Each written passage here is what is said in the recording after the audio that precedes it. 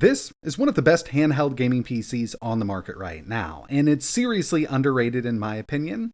Of course, these things can get expensive, but they're no more expensive than what's recently been announced by bigger companies. In fact, this one's coming in a bit cheaper.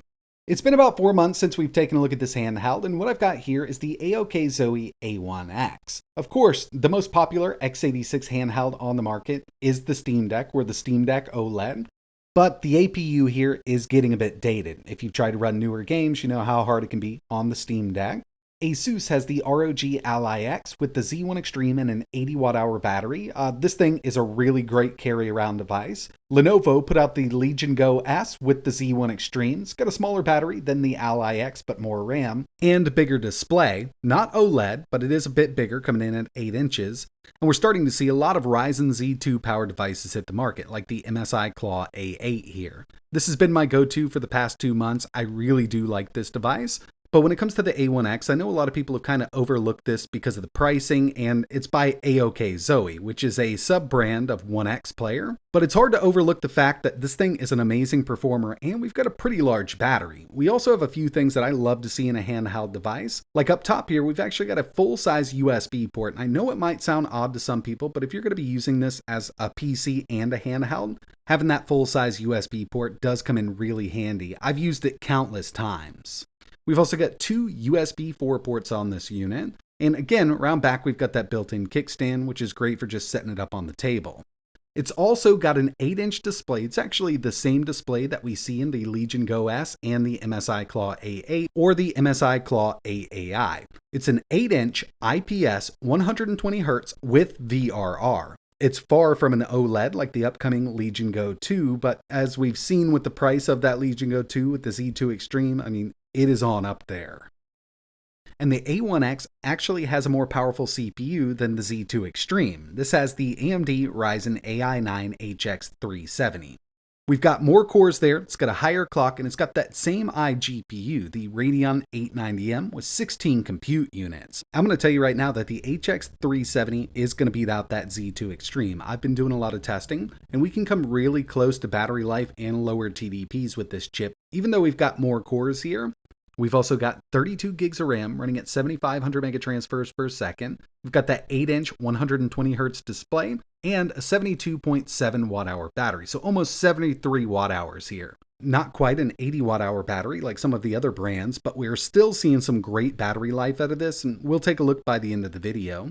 But since I've had this device for about 4 months, I figured we'd go ahead and talk about it here. And first up, ergonomics. So it's actually a pretty comfortable device. Round back here, we've got these little cradles that hug your palm really nicely.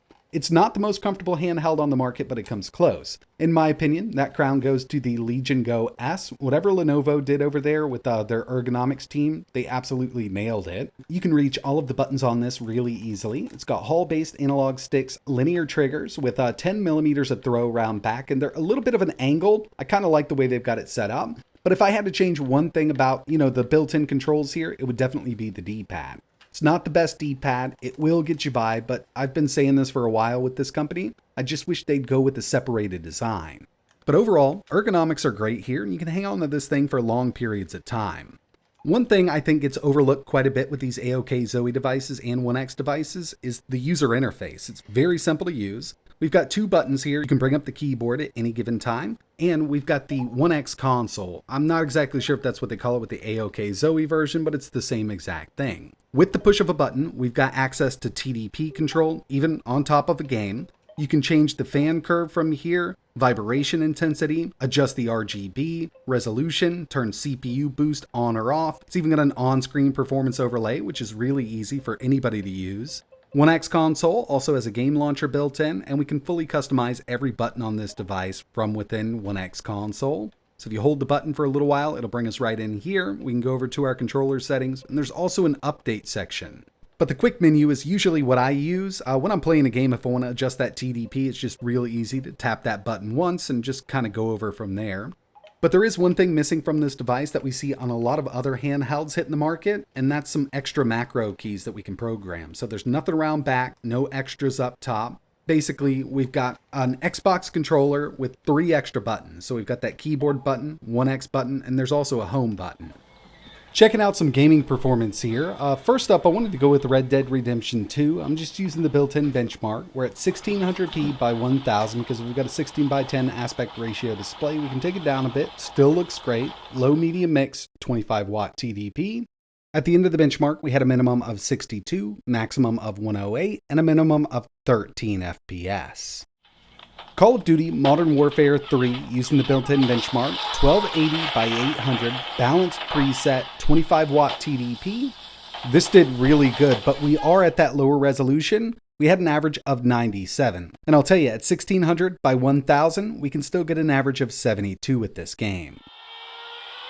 Next up, Forza Horizon 5. We're at 1920 by 1200, medium settings, 17 watt TDP, no scaling whatsoever, seeing an average of around 91 FPS. Really amazing performance on the HX 370 with this game.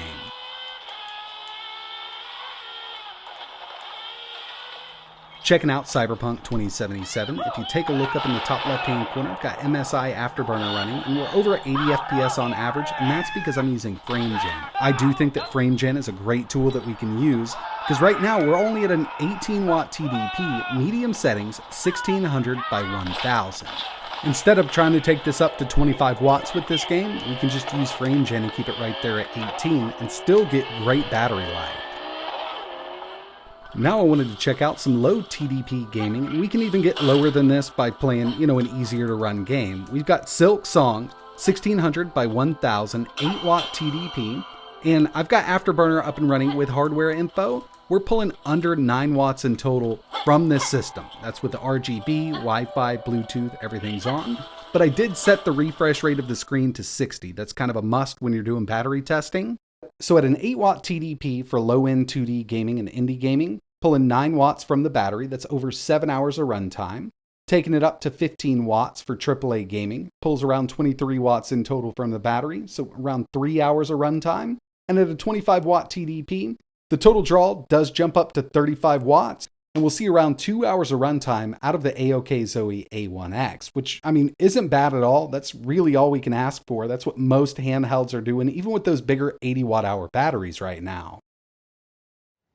I've had a lot of fun with this device, and I do consider it an underrated handheld gaming PC. I understand why. When this hit the market, it was like $1,000 over on Indiegogo, but now we're seeing handhelds hit the market at $1,000 to $1,400 from bigger companies. We never thought we'd see that, and that's kind of going to be the norm with all of the tariffs going on right now.